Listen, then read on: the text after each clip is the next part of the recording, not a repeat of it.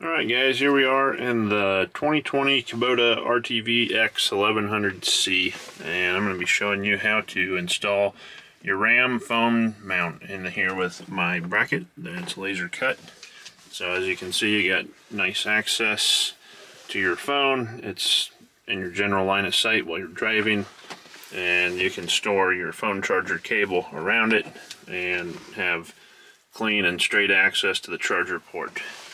So we're going to take this plate here, take this ball mount, we're going to take either the medium or the long length screws, and we're going to mount this to this plate first. It's just 2 screws through the top, like so. The nuts on the back side appear to be 11/32. It's kind of an oddball socket. If you're in a pinch, a 9mm socket will also work. Go ahead and tighten those up nice and firm. I used the screwdriver to keep the screw from spinning, but actually turn the socket, actually turn the nut, because you'll probably strip out the screw head. You can get these as tight as you can. Not to worry about them vibrating loose. Now this guy's done. This is ready to go in the Kubota. You'll see this rubber thing. This is actually for your phone if you don't have a case. So I have a rubber case on my phone. It's an OtterBox. So that gives the RAM mount something to grip nicely. So I don't need this. Otherwise, you can read the instructions, but it goes over your phone like that, and you stretch it over, and basically you have to put it on every time. So it's a lot better if you have a rubber case already on your phone. So the screw that we're using is this socket head cap screw in the middle of the dash. It's a 5mm Allen head. It's got a large washer on it that clamps the dash down.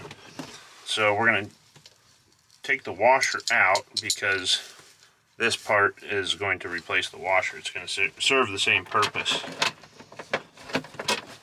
So these nuts have been measured against this metal ridge.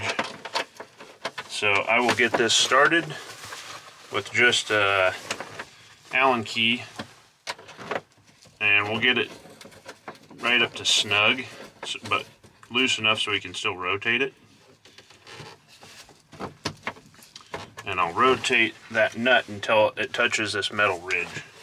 And then I'm going to take my knee and I'm going to push on the dash, because this actually kind of clamps the dash in place. So I want to pull on the ball mount and I want to push on the dash. And then I'm going to take a 5mm socket, 5mm socket driven Allen bit, and I'm going to snug this down very firmly.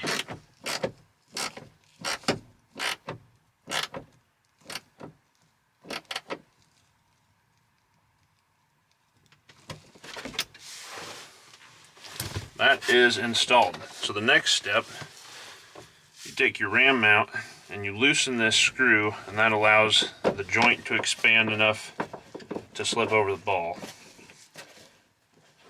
And as you tighten it, it quits moving. So loosen it up a little bit, get your phone, put your phone in here, get it to where you want it to be set at when it's clamped in there. And then you don't have to tighten this super tight, but just snugly, and that's it, you're done. So you just pull down on these, and this is spring loaded with a torsion spring. So to mount it, you open it up, set your phone in there, voila, it's installed. Thanks for watching, guys. The link's in the description on where you can buy the laser cut bracket, and I'll have a link in there for this specific RAM mount.